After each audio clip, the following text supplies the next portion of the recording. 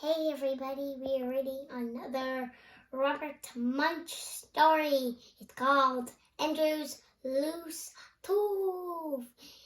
Illustrated by Michael Martchenko. By Robert Munsch, of course.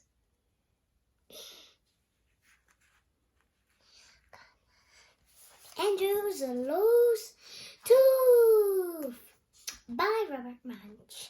Illustrated by Michael Martchenko.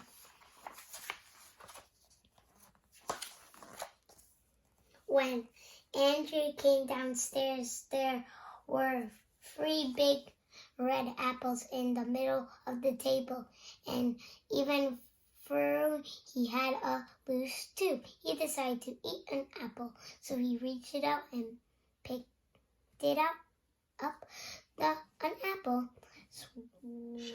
Shined it on his shirt, took a bite, and yelled it, Mommy, do something about this too. It hurts so much I can't even eat my apple. Andrew's mother opened up his mouth and looked it inside. Oh, she said, it's a loose tooth. I know what to do. She took hold of the tooth with both hands and pulled it as hard as she could, but the tooth did not come out. Oh, Andrew, she said, I just can't get that tooth out. Why don't you try another apple? That might make your tooth come out. So Andrew reached it out, picked it up an apple, shined it on his shirt, took a bite, and yelled it, Daddy, do something about this tooth. It hurts so much I can't even eat my apple. So Andrew's father opened up his mouth and looked it inside. Ooh, he said, it's a loose tooth. I know what to do.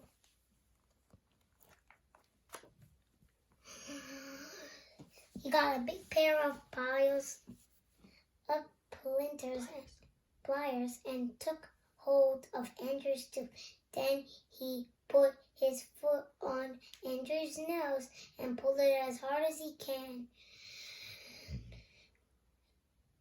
could, but the tooth did not come out. Oh, Andrew, he said, this tooth is stuck. Why don't you try another apple? That will make your tooth come out. So Andrew reached it out, picked up an apple, and shined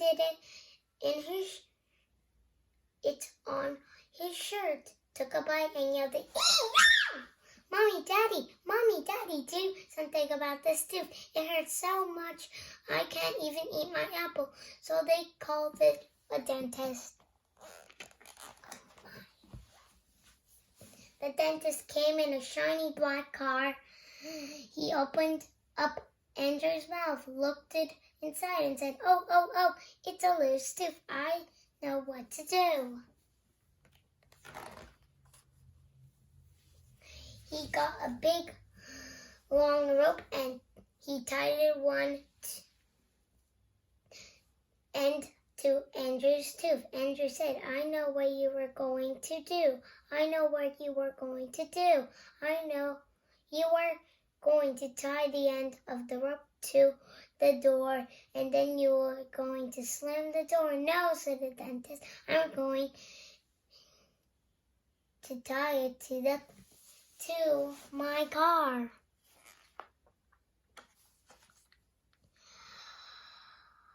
He tied the other end of the rope to his car and drove away as fast as he could. When he got to the end of the rope, his whole car fell apart. The dentist stood there, holding just the steering wheel. Then Andrew's mother and his father, the dentist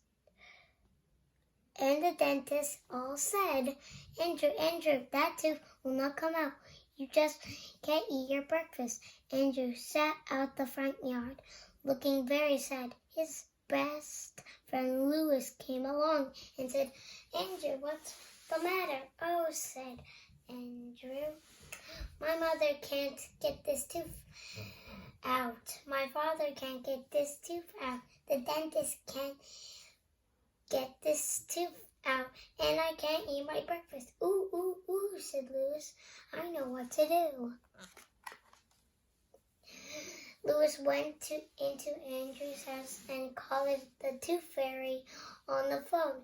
The Tooth Fairy roared up right away on a large motorcycle. Andrew looked at the Tooth Fairy and said, if you think you are going to use that motorcycle to pull out my tooth, you are nuts. What do you think I am? Said the Tooth Fairy, a dentist? He pulled Andrew's tooth with one hand and the tooth did not come out. She pulled Andrew's tooth with two hands and the tooth did not come out. She got a large hammer off her motorcycle and clanged it Andrew's loose tooth. The hammer broke into pieces, and the tooth still did not come out. Incredible, said the Tooth Fairy. This is the first tooth ever that I can't pull out. I guess you just can't eat your breakfast. Hold it, said Louis. I have an idea. Louis went in Andrew's house and got a pepper shaker. Then he pushed it back Andrew's head and sprinkled pepper up Andrew's nose. Andrew went, ah, ah, ah, ah.